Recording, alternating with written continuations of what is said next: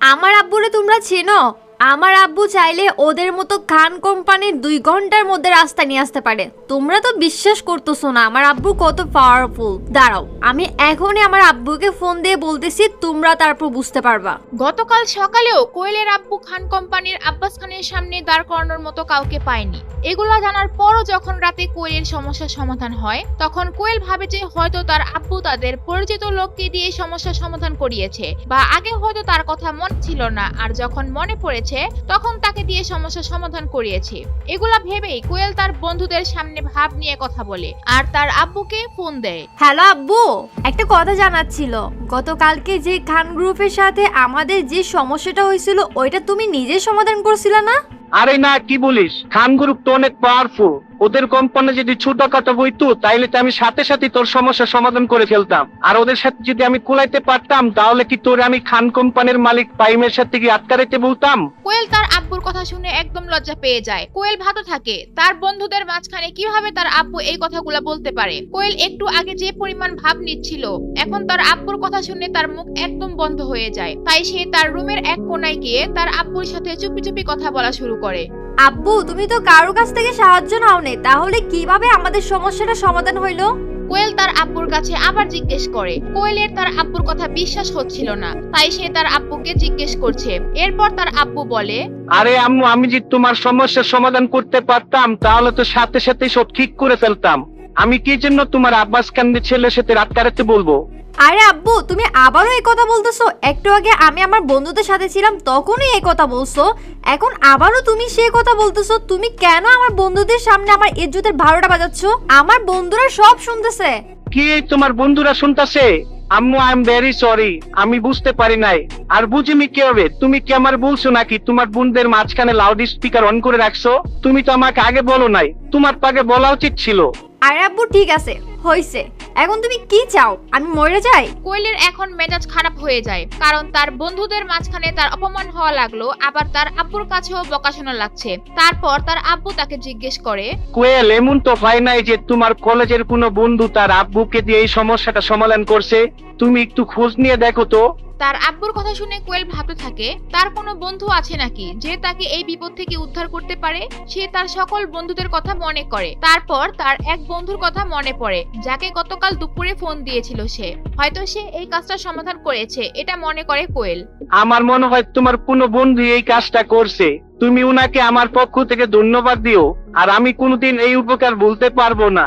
আমি যদি কোনো উপকার আসতে পারি তার, তাহলে আমাকে যেন স্মরণ করে। আচ্ছা আব্বু, ঠিক আছে, তুমি এখন ফোন রাখো, আমি পরে তোমাকে ফোন দিব।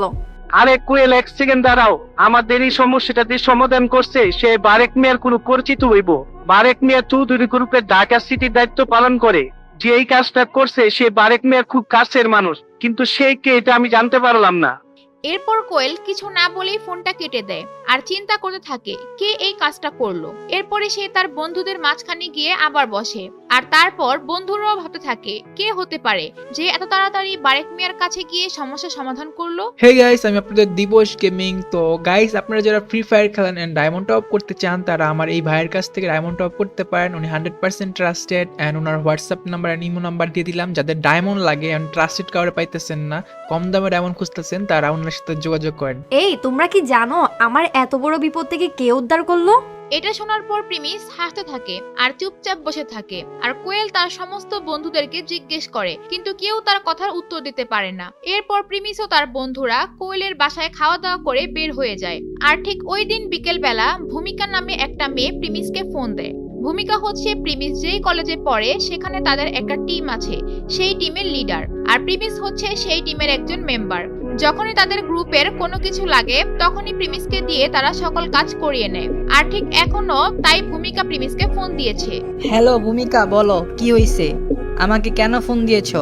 কল দিছো কেন? মানে তুমি আমাদের টিমের মেম্বার, তুমি জানো না আমাদের কত কাজ পড়ে আছে? শোনো, আমাদের কিছু জিনিস লাগবে যেগুলো তুমি এক্ষুনি গিয়ে বাজার থেকে নিয়ে আসবা, বুঝছো?